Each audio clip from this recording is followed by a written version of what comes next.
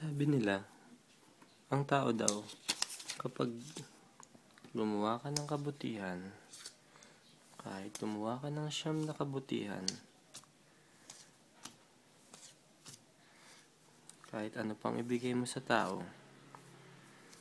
9 na kabutihan, at gumawa ka ng isang mali, ang nakikita pa rin nila, yung kamalian na yon. Yun pa rin pagkukulang mo. Bakit ba ganun? Bakit ba lagi tayo nakatingin sa nag-iisang kamalian? Bakit lagi tayo nakatingin sa nag-iisang pagkukulang kahit napakarami namang nagawa sa atin? Sabi ng Bible,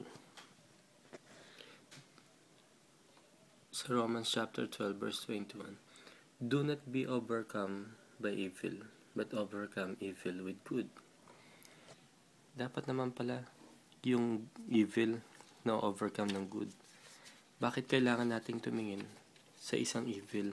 Or kung minsan yung tinuturing nating evil, maling gawa sa atin, hindi naman pala talaga evil, kundi shortcomings lang, pagkukulang lang na hindi naman sinasadya.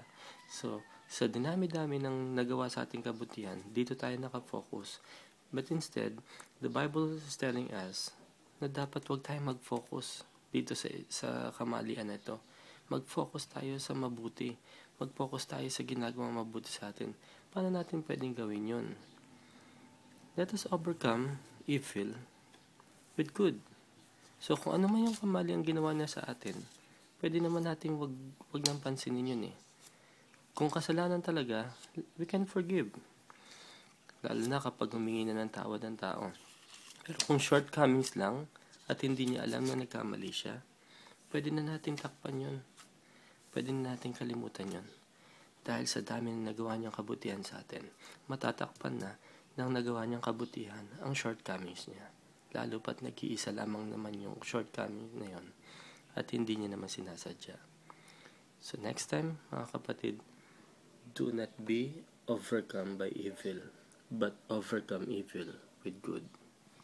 And this is your motivator saying, keep believing and keep on to your faith. God bless you all.